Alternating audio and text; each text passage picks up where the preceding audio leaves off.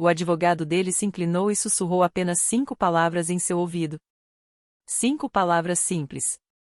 E o rosto do meu irmão, aquele rosto convencido e triunfante que eu via em jantares de família há anos, ficou completamente pálido. A mão dele começou a tremer. A caneta que ele estava tão ansioso para usar pairou sobre a página, e caiu. E eu, pela primeira vez em 4 anos, senti algo como um alívio me invadir. Mas estou me adiantando. Deixe-me começar do início, porque você precisa saber como chegamos até aqui. Como uma filha que todos achavam ter sido deixada de lado, na verdade esperou o jogo mais longo e cuidadoso de sua vida. Meu nome é Sabrina Wolf. Tenho 36 anos. Cresci na Wolf Grape Farm em Divinery, no Vale de Napa, com meus pais, Harold e Gloria, em um pedaço de terra no qual investi 18 anos da minha vida construindo.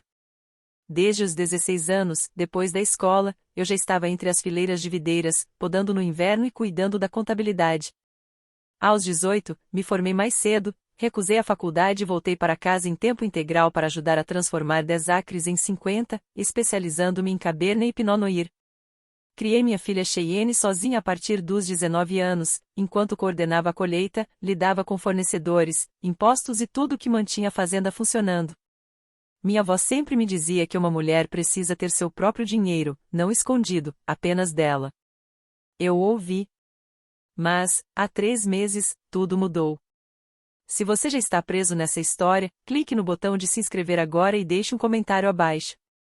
Diga de onde você está assistindo, que horas são aí e como está se sentindo até agora. Eu leio cada um deles. Obrigada. Agora, voltando a quando meus pais ameaçaram me cortar completamente e entregar tudo, a casa, o vinhedo, a vinícola, os caminhões, para o meu irmão, e como eu simplesmente disse, que ele fique com tudo. Crescer no vinhedo do Vale de Napa moldou tudo em mim. A casa da fazenda estava sempre cheia do cheiro de terra molhada depois da chuva e do aroma intenso das uvas fermentando na temporada de colheita. Meu pai, Harold, tinha uma ambição ardente de transformar os 10 acres que herdou do pai em algo maior, uma verdadeira vinícola boutique, focada em Cabernet e Pinot Noir, capaz de se destacar em um vale cheio de lendas. Desde os 16 anos, assim que saía da escola, eu ia direto para as fileiras de videiras. Aprendi a podar no frio do inverno, cortando os ramos com tesouras até que minhas mãos ficassem calejadas, garantindo que as plantas produzissem frutos melhores no ano seguinte. Também comecei a ajudar na contabilidade simples de uma empresa agrícola local, trabalhando meio período nos finais de semana, registrando faturas de fertilizantes, pesticidas e aluguel de equipamentos. Era natural para mim. Eu tinha facilidade com números, percebendo padrões em despesas e rendimentos que outros não viam. Aos 18 anos, me formei no ensino médio mais cedo. Todos esperavam que eu fosse para Napa Valley College ou até mais longe, para o C. Davis, estudar viticultura. Mas a visão do meu pai estava decolando, e o lugar precisava de ajuda prática mais do que nunca. Recusei as cartas de aceitação e voltei para casa em tempo integral, sem salário, apenas com a promessa de que isso seria nosso legado familiar. Aqueles primeiros anos foram exaustivos, mas gratificantes. Coordenei as primeiras colheitas de verdade, chamando trabalhadores sazonais e planejando a colheita com base nos níveis de açúcar e testes de acidez. Aprendi a me virar em um laboratório improvisado no celeiro. Negociei com fornecedores melhores preços de produtos químicos e materiais para as treliças, esticando cada dólar.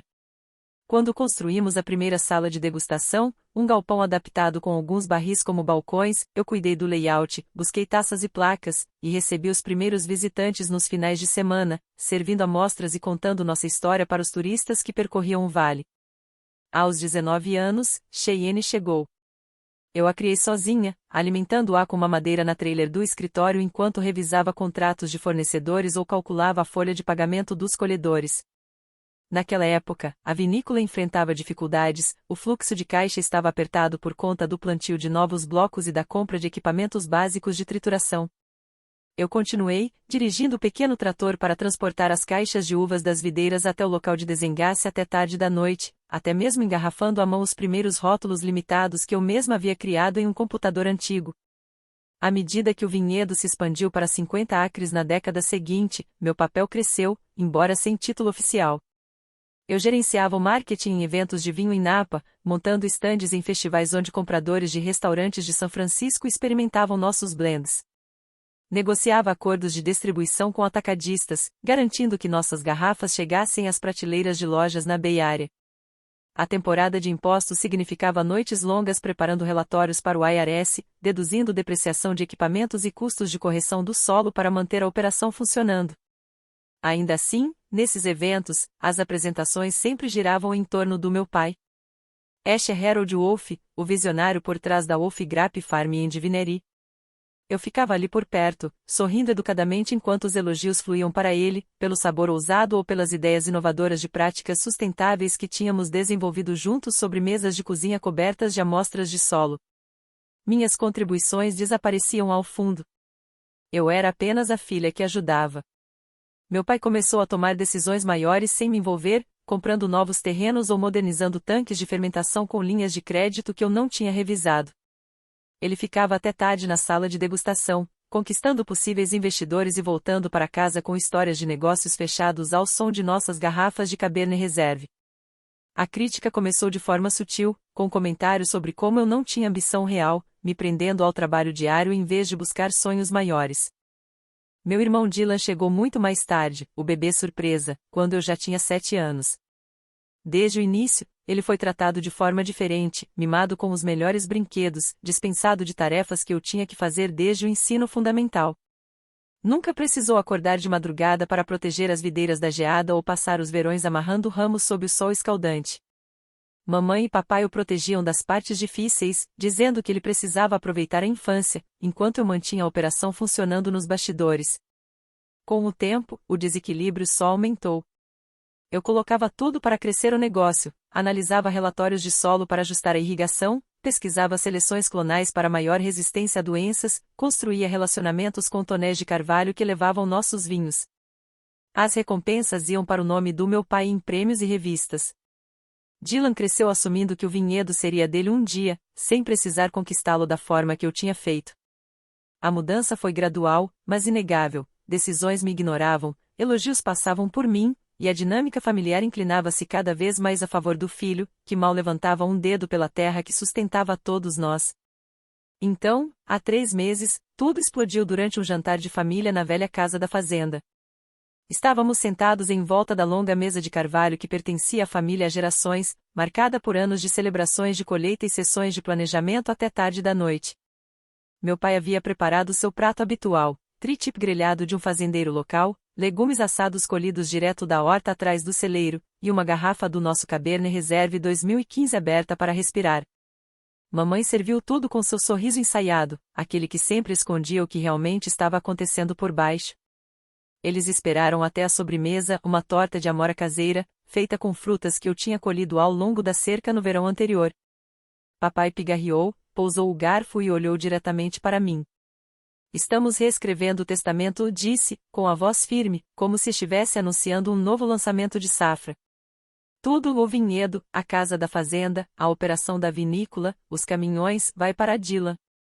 Ele é quem vai levar o nome adiante. Mamãe concordou com um aceno, acrescentando: um filho mantém a linhagem. Sempre foi assim em famílias como a nossa. As palavras ficaram no ar. Senti a sala inclinar-se um pouco, do jeito que acontece quando você fica tempo demais no sol entre as vinhas. Eles não estavam pedindo, estavam ordenando. E a parte não dita era clara. Se eu lutasse, me cortariam completamente. Não apenas da herança, mas da família. Eu não gritei. Não chorei à mesa. Apenas perguntei: e se eu não concordar? A resposta do meu pai foi simples. Então você está escolhendo se afastar de todos nós. No dia seguinte, Dylan apareceu com Kyla e um trailer da UAU.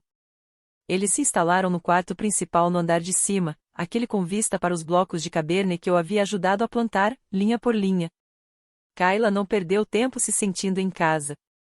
Tirou meu liquidificador do armário inferior, aquele que eu havia comprado depois do primeiro aniversário da Cheyenne porque aguentava frutas congeladas para smoothies, e preparou uma mistura verde qualquer, enquanto falava alto sobre redecorar a sala de degustação. Naquela noite, eles se espalharam pelo sofá da sala, com pratos equilibrados no colo, comendo na louça do dia a dia que eu havia escolhido em uma rara viagem a Soma anos antes. Kayla riu de algo que Dylan disse, a voz ecoando pela casa como se eu não estivesse ali, parada na porta da cozinha. Conversavam por cima de mim, ao redor de mim, como se eu já fosse um fantasma na minha própria casa de infância. Mamãe chegou na tarde seguinte com caixas que disse serem para organizar e guardar coisas. Em vez disso, ela vasculhou minha velha comoda no quarto de hóspedes que eu usava quando visitava, tirando roupas, livros e a pequena caixinha de joias com peças que eu colecionara ao longo de décadas. Ela empilhou tudo na varanda da frente, levantando poeira no calor da tarde. Isso pode ficar para Kayla, se ela quiser, disse, sem me olhar direito.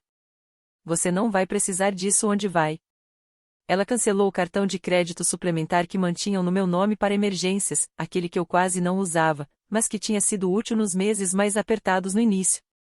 Depois, veio a sugestão sutil de que eu começasse a procurar um apartamento em um lugar mais adequado. Talvez na cidade, onde seria mais fácil para Cheyenne ir à escola.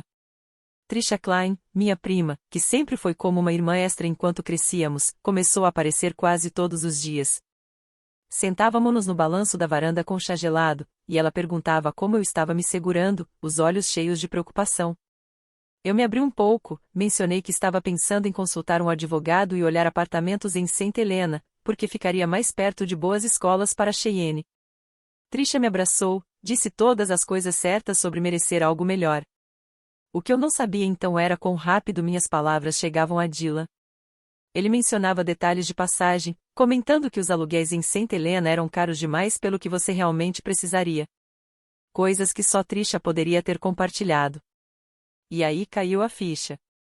No fundo, ela carregava pequenas informações para ele desde que éramos adolescentes, passando os verões juntos entre as videiras. A parte mais difícil não era as coisas ou o espaço.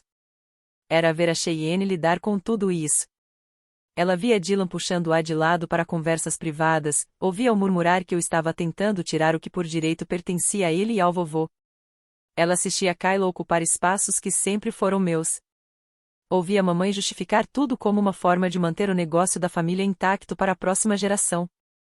Cheyenne começou a se afastar. As conversas se resumiram a monossílabos. Ela evitava contato visual durante o jantar, passava mais tempo no quarto quando visitávamos a casa da fazenda nos finais de semana. A distância cresceu como geada se espalhando sobre as folhas durante a noite e lenta, mas inegável. A dor disso era mais profunda do que qualquer outra coisa que eles haviam me imposto. Ver minha própria filha questionar onde estava minha lealdade, se perguntando se talvez houvesse verdade na versão deles dos acontecimentos, doía de uma forma que nenhuma herança perdida poderia doer. Eu não reagi de imediato. Em vez disso, fiz uma ligação discreta para uma advogada que conhecia há anos, especialista em contratos. Kendra Poole tinha reputação no Vale por ser extremamente afiada em disputas de herança e negócios, o tipo de pessoa capaz de dissecar uma cláusula contratual por cláusula sem levantar a voz. Seu escritório era uma suíte modesta acima de uma cafeteria no centro de Napa, prateleiras cheias de volumosos fichários sobre o Código de Sucessões da Califórnia e questões agrícolas. Sentei-me à sua frente, espalhando notas sobre o jantar, o caos da mudança, as pilhas na varanda. Ela ouviu atentamente, anotando alguns pontos de vez em quando, e então olhou para mim. Isso é favoritismo clássico em operações familiares, disse. Podemos contestar o testamento com base em influência indevida ou falta de capacidade, se for necessário levar ao tribunal, mas vai arrastar-se por anos e destruir o que restou da família.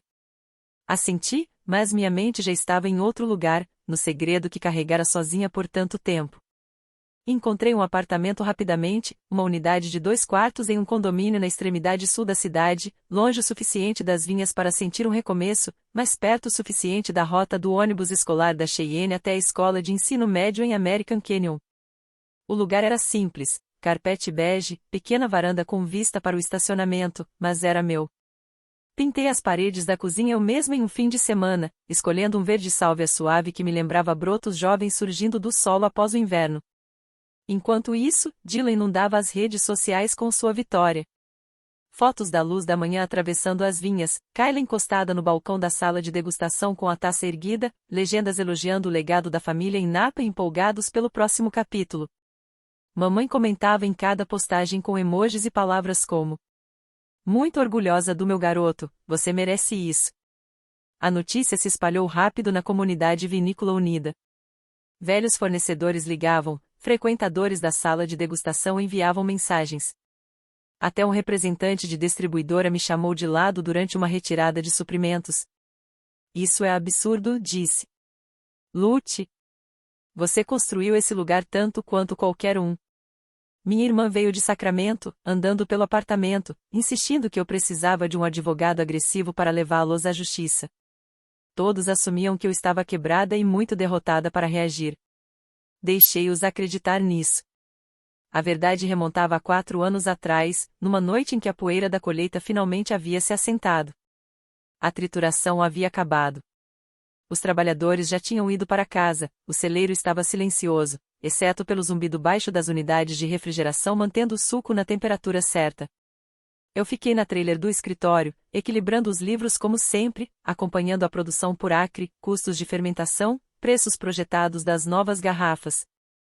Um item chamou minha atenção, uma grande transferência para uma conta bancária desconhecida. A curiosidade se transformou em preocupação à medida que eu cruzava informações e declarações. Ao amanhecer, eu já tinha montado o quebra-cabeça, o estômago se apertando a cada nova descoberta. Meu pai havia silenciosamente feito 3 hipotecas sobre a terra central e a casa da fazenda.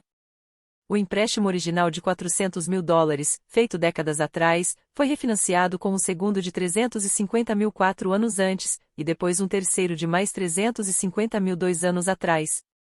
O total devido chegava a $1.200.000, mas avaliações atuais em um mercado em queda colocavam a propriedade em, no máximo, $900 mil. Estávamos $300 mil no vermelho em relação ao que eu acreditava ser uma propriedade quase totalmente quitada. O lado comercial pintava um quadro ainda mais sombrio. Linhas de crédito abertas alcançavam $200 mil para tanques de aço inoxidável e uma nova linha de engarrafamento.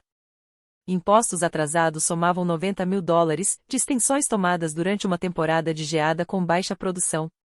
Faturas pendentes de fornecedores de barris e impressoras de rótulos adicionavam $130 mil. Os contratos de leasing dos caminhões, aquelas carretas pesadas para transporte das caixas, tinham parcelas vultosas vencendo em breve, que não poderíamos pagar sem liquidar estoque com prejuízo. Uma conta rápida colocava o passivo total próximo de $1.800.000, contra ativos realistas de $1.500.000, um déficit de $300 mil, crescendo com os juros. Os fundos haviam impulsionado a agressiva expansão de 2019, adquirindo mais 20 acres quando os preços da terra estavam no pico, investindo em expansões da sala de degustação como pisos importados e uma adega climatizada para vinhos de coleção. Parte do dinheiro se esvaiu em gastos pessoais, conferências da indústria em soma com upgrades de hotel, ternos sob medida para meu pai usar em eventos de estreia, até alguns relógios de luxo que Dylan começou a ostentar. Não era exatamente roubo, apenas empréstimos imprudentes contra um futuro que nunca se materializou, escondidos atrás da fachada de sucesso. Imprimi tudo naquela noite, com as mãos tremendo enquanto a velha impressora funcionava. A confrontação queimava na minha garganta, mas o timing me traiu. Meu pai desmaiou na semana seguinte durante uma reunião com um distribuidor, com dores no peito irradiando pelo braço. No pronto-socorro, o diagnóstico, arritmia relacionada ao estresse, sinais iniciais de sobrecarga cardíaca depois de anos de esforço excessivo. O cardiologista chamou minha mãe de lado. Sem complicações graves. A condição dele é frágil. Evitem qualquer situação que possa elevar a pressão. Fiquei no corredor do hospital, assistindo através do vidro enquanto enfermeiras ajustavam os monitores. Contar a verdade naquele momento poderia ter sido o empurrão final. Então enterrei tudo, escolhendo a saúde dele em vez da verdade imediata. A decisão doeu, mas a lealdade familiar corria fundo, mesmo quando machucava. Anos depois, Kendra, revisando os mesmos documentos, apontou uma vantagem na lei da Califórnia: ativos vêm com passivos anexos em transferências por inventário. Um adendo que divulga tudo torna a assunção da dívida explícita e vinculante, nenhuma alegação de fraude se sustenta se tudo estiver devidamente registrado. Eu garanti meus ativos separados silenciosamente. O IRA dos tempos anteriores crescia de forma constante, chegando a $200 mil. O legado da vovó, $350 mil, deixado diretamente para mim em uma conta exclusiva, nunca misturada, qualificava-se como propriedade separada. Com a ajuda do meu tio, um contador aposentado familiarizado com heranças, estabeleci um traste irrevogável exclusivamente para Cheyenne. Os fundos foram transferidos, com ela como única beneficiária, e um trusteio profissional de terceiros para evitar qualquer contestação. Como instituidora, defini os termos para educação, moradia e emergências, totalmente protegidos de reivindicações familiares. Cópias foram distribuídas por toda parte. Backups digitais seguros criptografados e arquivos físicos em um cofre em Sacramento e no armário à prova de fogo da minha irmã. Esperei, com o conhecimento constante, observando o favoritismo ferver até transbordar. Quando eles finalmente ultrapassaram o limite que mais doía, eu soube que a espera tinha acabado. Kendra se recostou na cadeira depois de revisar cada página que eu havia levado. Os fichários estavam espalhados pela mesa dela como evidências em um julgamento que ainda não tinha começado. Sua expressão mudou de uma simpatia profissional para algo mais próximo do respeito. Você ficou em silêncio todo esse tempo por causa da saúde do seu pai, disse baixinho. É uma escolha pesada. Agora são eles que estão decidindo assumir tudo, incluindo os riscos. Assenti. O plano era simples no papel, deixar que eles acreditassem que eu estava cansada demais para reagir. As pessoas subestimam quem para de lutar. Ficam descuidadas. As sessões de mediação aconteceram em uma sala de conferências na prefeitura de Napa, território neutro, com luzes fluorescentes e uma longa mesa que cheirava levemente a lustramóveis de limão. Eu aparecia em cada sessão parecendo exausta, ombros caídos, olhos vermelhos de noite sem dormir, não totalmente fingidas. Quando chegou minha vez de apresentar os termos, minha voz permaneceu baixa, quase hesitante. Eu só quero $60.000 em dinheiro para um novo começo, minhas coisas pessoais, e não vou me opor a que o vovô, a vovó ou meu irmão visitem a Cheyenne quando quiserem. A vinícola sempre foi a vida do meu pai. Não quero prolongar isso. Dylan mal conseguiu esconder a satisfação. Sempre menosprezar a papelada como perda de tempo, uma vez até pulando uma auditoria completa de fornecedores que poderia ter detectado cobranças indevidas cedo. Ele concordou rapidamente, provavelmente pensando que estava sendo generoso ao aceitar migalhas em vez de enfrentar uma disputa de verdade. A notícia se espalhou rapidamente em seus círculos. Ele se gabava para os amigos de golfe no Silverado Resort sobre como a irmã finalmente viu razão e escolheu o caminho fácil. Mamãe espalhou a história no grupo de mulheres da igreja, enquadrando-a como prova de que Dylan era o forte, destinado a liderar.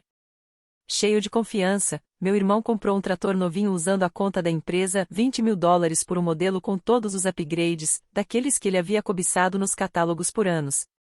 Estacionou orgulhosamente perto do celeiro, tirando fotos para suas redes sociais. Kayla planejou um jantar de comemoração em um restaurante francês em Iville, onde só íamos para os Milestone Vintages. Postaram fotos do pôr do sol no pátio, com vista para as fileiras que eu ajudara a cultivar, legendando que estavam com a pessoa certa, no momento certo. Trisha continuava ligando, com chamadas cheias de preocupação que pareciam genuínas à primeira vista. Baixei a guarda durante uma delas, minha voz falhando ao admitir que o cansaço era real. Ela passou adiante. É claro que Dylan começou a relaxar ainda mais, comentando casualmente como eu não conseguia lidar com a pressão. As mudanças em Cheyenne começaram pequenas. Ela me ouviu em uma ligação com a conselheira da faculdade comunitária, discutindo economia em mensalidades e opções de meio período para seu futuro. Os números não batiam com as desculpas de dinheiro apertado que ela recebia na casa da fazenda. Então veio a noite em que ela voltou de uma visita no fim de semana. Mais quieta que o normal, puxou uma velha fatura da mochila, amassada, que havia encontrado em uma gaveta da garagem enquanto ajudava o vovô a organizar as ferramentas. Era de aluguel de equipamentos durante uma temporada em que mal tínhamos quebrado o empate. Mamãe disse, espalhando a fatura sobre a mesa da cozinha, isso não bate com o que eles dizem sobre o dinheiro estar bem. Eu ainda não estava pronta para revelar tudo. O momento tinha que ser o certo. Você vai entender melhor em breve, disse a ela. Só continue observando. Ela continuou. As perguntas começaram a surgir em seus olhos quando Dylan reclamava de fluxo de caixa em uma visita, mas mostrava novas garrafas de um gasto exagerado em uma viagem a distribuidores em Ellsburg na visita seguinte. O distanciamento dela era perceptível. Kendra trabalhava metodicamente nos bastidores, redigindo o adendo que detalharia todas as responsabilidades vinculadas aos ativos, tornando a transferência da dívida inegável uma vez aceita. 2 semanas antes da assinatura agendada, Victor ligou para Kendra com algumas preocupações. Vitor Reio representava a família desde que eu me entendia por gente, elaborando contratos para aquisições de terras, cuidando das renovações de marcas do nosso rótulo, e até resolvendo disputas sobre direitos de água com propriedades vizinhas em anos de seca. Ele carregava uma dívida silenciosa com meu pai desde os anos 90. Harold havia coassinado discretamente um empréstimo comercial quando a jovem firma de Vitor quase quebrou por uma parceria ruim. Essa história pairava no ar sempre que se encontravam, um vínculo de gratidão que tornava o tom de Vitor incomumente cuidadoso naquela tarde. Meu cliente está assumindo uma propriedade significativa, disse-lhe a Kendra pelo alto-falante no escritório dela. Dada a escala, blocos do vinhedo, casa da fazenda, operação completa, eu recomendaria fortemente uma revisão financeira abrangente primeiro, apenas para confirmar as avaliações e checar quaisquer ônus pendentes. Kendra ouviu sem interromper, depois respondeu de forma calma. Tornaremos todos os registros disponíveis para qualquer exame solicitado. Ela me contou depois, durante um café em uma pequena loja na Main Street, longe de ouvidos curiosos do vale. A cautela de Vitor fazia sentido. Qualquer advogado competente, ao notar uma transferência desse tamanho, levantaria alertas. Mas eu já sabia como tudo se desenrolaria. Dylan descartou a ideia imediatamente quando Vitor a levantou durante a sessão final de preparação, no mesmo prédio vitoriano de escritórios. Absolutamente não, disse, recostando-se na cadeira de couro. Eu vivi nesta terra a vida inteira. Conheço cada acre, cada barril na adega. Vale milhões. Sem dúvida. Não vamos desperdiçar dinheiro com algum estranho besbilhotando e me dizendo que eu já sei. Vitor insistiu, expondo os riscos de forma medida. Referiu-se aos protocolos padrão de due diligence para transferências de herança, especialmente as intrafamiliares, onde as emoções podem nublar o julgamento. Ele até mencionou o favor antigo de meu pai, lembrando gentilmente como Harold sempre insistia em checagens completas antes de grandes compromissos. Kayla participou de parte da conversa, folheando revistas de design para ideias da sala de degustação. Ela interveio quando a discussão se arrastou. Vamos apenas fazer isso, disse, colocando a mão no braço de Dylan. Temos reservas em Calizoga depois, dia de spa. Jantar bacana. Não faz sentido atrasar por causa de papelada. Diante dessa pressão, meu irmão assinou a renúncia naquela mesma visita. O documento era um reconhecimento direto de que o conselho havia recomendado uma avaliação independente e auditoria, e a recusa explícita contra o conselho. Ele deslizou o nome na parte inferior sem ler além do cabeçalho e devolveu com um aceno satisfeito, já pensando mentalmente na celebração. Na noite anterior ao compromisso, uma mensagem dele apareceu no celular. Obrigado por manter tudo tranquilo. É o melhor para a Cheyenne também. Li várias vezes sob a luz suave do abajur do apartamento. A mensagem carregava aquele condescendente familiar, como se ele tivesse me concedido misericórdia por não ter escalado a situação. Minha resposta foi breve. Sim, o melhor para ela. Deixei o telefone de lado e senti novamente a solidez do traste. $550 mil crescendo de forma constante em nome da Cheyenne, estruturados com um trustee neutro de terceiros, à prova de qualquer contestação. Nenhum vínculo familiar poderia tocar nesse patrimônio. Kendra ligou por volta das 8h30. Os documentos finais estão prontos do nosso lado. Tudo certo? Perguntei, observando a pequena sala de estar. As paredes agora exibiam alguns projetos de arte escolar da Cheyenne. O balcão da cozinha estava limpo, exceto por um vaso de flores silvestres que ela havia colhido em um passeio. Mais que certo. Estou pronta desde o susto do hospital do meu pai, 4 anos atrás. O dia da assinatura amanheceu claro, com o calor típico do início do verão se espalhando pelo vale. O escritório de Vitor ocupava o andar superior de um vitoriano restaurado na Farstey Street, no centro de Napa, com janelas voltadas para calçadas arborizadas e o ocasional ônibus de turismo passando. Dylan chegou cedo, vestido com o terno grafite que usará na maior reunião com distribuidores no outono passado. Balançava as chaves do trator novo em um dedo enquanto cumprimentava Vitor com um aperto de mão firme, a confiança irradiando como se já tivesse vencido. Kayla permanecia no corredor fora da sala de conferências, pernas cruzadas em um banco, rolando opções de resorts no celular para a viagem planejada. Mamãe se sentou na recepção, vestida como se fosse a um evento no vinhedo. Blusa fluida, colar chamativo, sorriso de expectativa preso no rosto. Criei meu próprio ritmo, entrando deliberadamente tarde, deslizando pela porta justo quando o notário organizava os papéis sobre a longa mesa de mogno. Meu vestido azul marinho era simples, cabelo preso baixo, rosto sem maquiagem além do cuidado básico. O visual completava a impressão de alguém resignada, pronta para seguir em frente discretamente. O notário, um profissional certificado que Vitor havia trazido para garantir imparcialidade, começou pelas páginas principais do testamento. Dylan como único beneficiário, com título completo sobre os 50 acres de vinhedo, a casa da fazenda e dependências, instalações de produção da vinícola, todo o equipamento, das moendas às engarrafadoras, frota de caminhões e inventário em barris e garrafas. Minha parte, $60.000 em dinheiro, efeitos pessoais já removidos. Kendra confirmou para registro.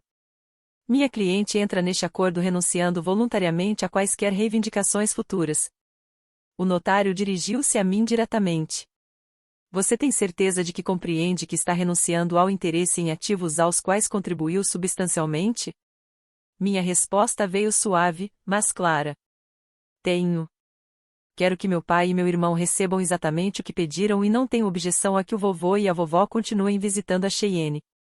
Dylan passou pelas linhas de assinatura de forma eficiente, deslizando a caneta sem hesitação. Mandava de vez em quando um joinha para a mãe e captava as vibrações de mensagens encorajadoras da Kayla. Vitor revisou o pacote uma última vez, os dedos pausando ao chegar ao anexo final, o adendo de responsabilidades, detalhando todas as hipotecas, linhas de crédito, impostos e contratos de leasing vinculados aos ativos. Seu rosto perdeu a cor ao absorver os totais. Ele se inclinou perto de Dylan, a voz quase em um sussurro, para não atravessar a pequena sala de conferências. Temos um problema. Você está assumindo toda a dívida aqui, as hipotecas da terra e da casa, os empréstimos operacionais da vinícola, responsabilidade pessoal total. Dylan deu de ombros, soltando uma risada curta, a caneta ainda em posição. Tudo bem. Estamos quase terminando. Vitor deslizou a página mais perto, apontando para as colunas destacadas em amarelo durante sua própria revisão tardia da noite. O olhar de Dylan finalmente acompanhou, escaneando os números linha por linha. A propriedade central, a casa da fazenda e os blocos originais do vinhedo carregavam $1.200.000 em ônus pendentes, provenientes das hipotecas sobrepostas que meu pai havia feito ao longo dos anos. As avaliações de mercado atuais, ajustadas pelo recente desaquecimento do setor de luxo em Napa, colocavam o valor da terra em, no máximo, 900.000, 300.000 a descoberto sobre o que todos supunham estar quase quitado. O lado operacional era ainda pior. As linhas de crédito abertas para tanques de fermentação de aço inoxidável e uma nova engarrafadora ótica somavam $200.000, todas no limite. Impostos atrasados de pagamentos adiados durante temporadas de baixa produção adicionavam 90.000, com penalidades acumulando mensalmente. Saldos pendentes com fornecedores de barris em Missouri e impressoras de rótulos em soma somavam mais 130.000. Os contratos de leasing dos caminhões plataforma usados para transportar as caixas durante a colheita tinham parcelas vultosas prestes a vencer, que nenhuma receita entrante poderia cobrir. A exposição total atingia $1.800.000. O valor real dos ativos, considerando essas obrigações, deixava uma posição líquida negativa de $300.000. Os números foram caindo lentamente. A postura de Dylan mudou, ombros tensos, respiração presa. Ele se afastou da mesa, as pernas da cadeira arranhando o chão de madeira com força. Isso não pode estar certo, disse, a voz subindo. Ela escondeu isso de mim? É fraude, algum tipo de armadilha. Kendra permaneceu calma, deslizando sua própria cópia para ele. Nada foi escondido. Esses são registros públicos e documentos assinados, responsabilidades diretamente ligadas à propriedade que você está herdando. Assinaturas do seu pai e suas nas extensões recentes. Vitor, ainda lidando com o favor que devia a meu pai de décadas atrás, acrescentou baixinho. Eu insisti em uma auditoria independente completa semanas atrás. Você recusou e assinou a renúncia, reconhecendo essa escolha. O notário, seguindo estritamente o procedimento, perguntou apenas para verificação. Esta é sua assinatura na renúncia, recusando a revisão adicional? Dylan encarou a linha, sua própria caligrafia inconfundível. Eu pensei que era apenas rotina. Sim. Então a transferência está confirmada. Concluiu o notário, aplicando o selo oficial com firmeza.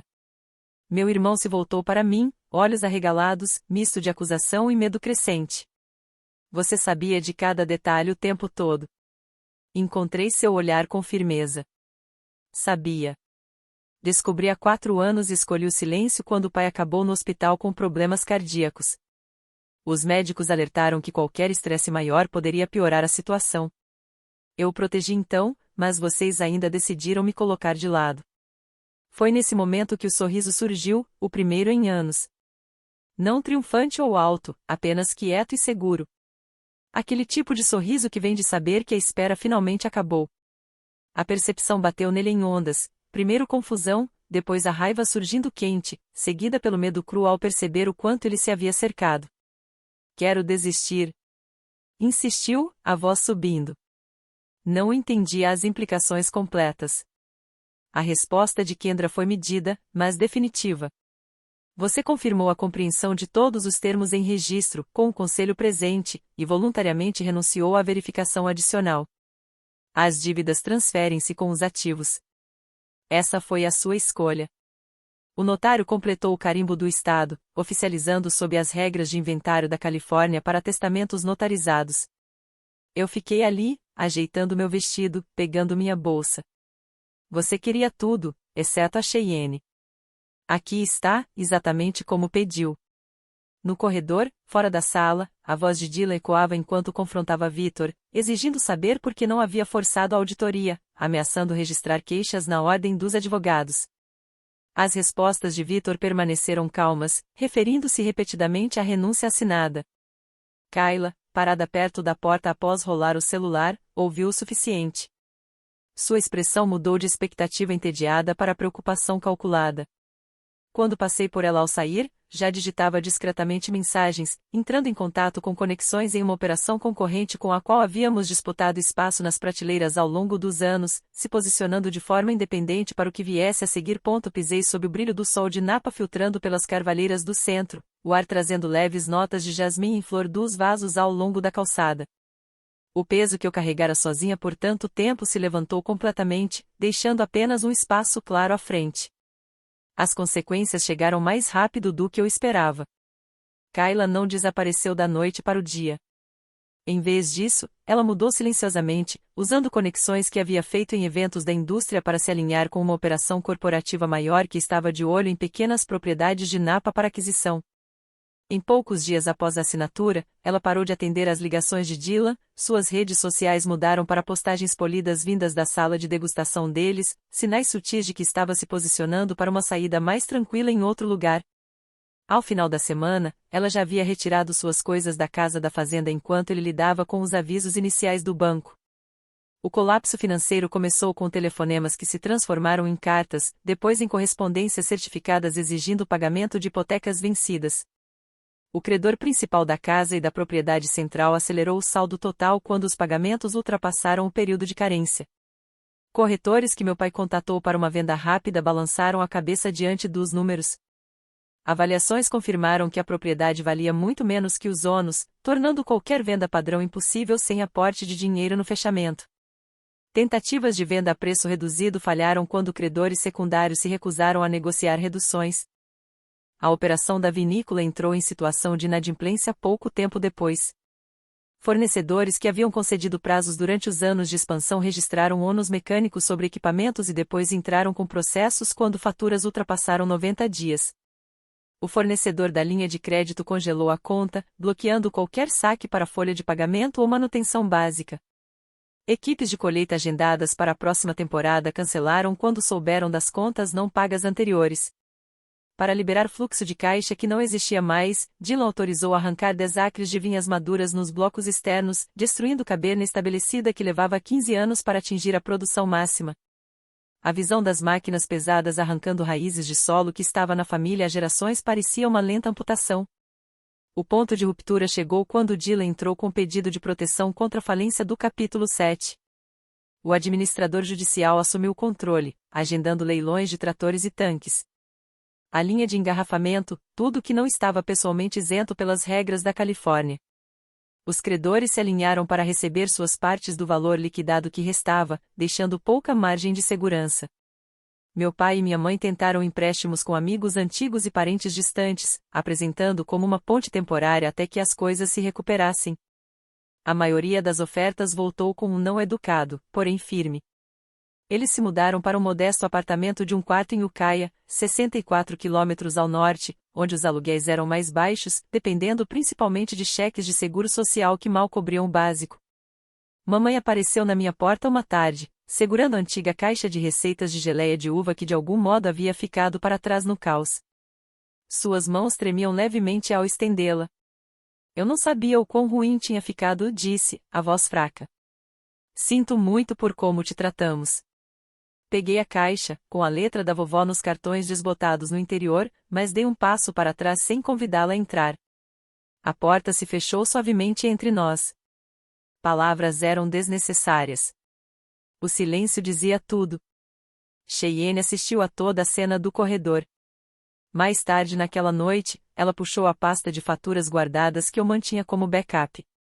Espalhamos tudo sobre a mesa da cozinha, analisando linha por linha, aluguéis de equipamentos de temporadas passadas, entregas de fertilizantes, cronogramas de empréstimos para expansão, melhorias na sala de degustação que nunca geraram a receita projetada. Ela traçava as datas com o dedo, montando a linha do tempo. Você ficou quieta quando vovô estava doente, disse finalmente, mas mesmo assim decidiram te excluir. A compreensão se acomodou nos olhos dela, substituindo a confusão que persistia há meses. Nossas conversas se aprofundaram depois disso, com diálogos honestos sobre lealdade, limites e a construção de algo nos nossos próprios termos. O vínculo entre nós se fortaleceu, enraizado na confiança conquistada pela verdade. O acordo de $60.000 cobriu o primeiro e o último mês de aluguel de um lugar melhor, mais próximo da escola da Cheyenne, móveis básicos que não eram usados e uma reserva para emergências. Me matriculei em cursos de viticultura e consultoria na extensão da faculdade comunitária em Saint Helena, finalmente buscando a certificação em práticas de viticultura sustentável que sempre quis formalizar. Meu primeiro cliente real surgiu através de uma rede de referência para mulheres recomeçando carreiras. Sandra, 52 anos e recém-divorciada, havia comprado um pequeno apartamento na periferia da cidade e queria ajuda para transformar o espaço em algo que fosse realmente dela. Começamos pela cozinha, escolhendo tons de tinta à luz natural até encontrarmos um verde sálvia suave que pegava a luz do sol da manhã na medida certa. Quando as paredes ficaram prontas e a tinta secou, ela recuou, pincel ainda na mão, e lágrimas surgiram inesperadamente. Parece que estou recomeçando, sussurrou. Meses depois, Dylan apareceu na minha porta sem avisar. Estava mais magro, olhos marcados por noites sem dormir, a postura confiante substituída por algo curvado. Eu estraguei tudo, disse. Não viu quão profundo era. Você pode me ajudar de alguma forma? Apoiei-me no batente da porta, braços cruzados. Todos vocês fizeram suas escolhas. Agora vivam com elas, por favor. Adeus, Dylan. A porta se fechou com firmeza. Observei pelo olho mágico enquanto ele ficou ali por vários minutos antes de se afastar. Sorvete do freezer tinha um gosto melhor do que qualquer brinde de vitória poderia ter. Naquela noite, sentei com a foto da vovó na prateleira, ao lado da caixa de receitas que ela havia lutado para me passar. Você estava certa sobre tudo, disse para o quarto silencioso. Mantenha seu próprio dinheiro. Conheça seu valor. Nunca deixe ninguém te fazer sentir pequena. O apartamento era compacto, nada parecido com as vistas expansivas da casa da fazenda que conhecia a maior parte da vida. Mas cada canto, cada decisão, cada cor nas paredes era só meu. Bloqueei os antigos números, troquei as fechaduras por precaução, pronta para uma ordem de restrição caso os limites fossem ultrapassados novamente. O contato terminou ali, completo, sem fios soltos. A dor para ele se estendeu de maneiras que dinheiro nenhum poderia consertar. Crédito arruinado por anos. Relações tensionadas por favores não pagos. O legado do vinhedo vendido em partes para compradores corporativos que planejavam condomínios sobre o solo mais valioso. Olhando para trás, as lições cristalizaram-se nos momentos de silêncio. O favoritismo não apenas divide heranças. Ele corrói famílias por dentro muito antes de qualquer papel ser assinado. O silêncio pode ser proteção quando a saúde está em risco. Mas, quando a traição acontece, a autopreservação se torna dever. A paciência, aliada à independência financeira, prova ser a forma mais humana de vingança. Deixar que as consequências ensinem o que palavras jamais poderiam. Para quem estiver assistindo a esta história, mantenha seus limites firmes. Construa segurança que ninguém possa tirar. E lembre-se, os legados mais fortes não são herdados. Eles são criados nos seus próprios termos.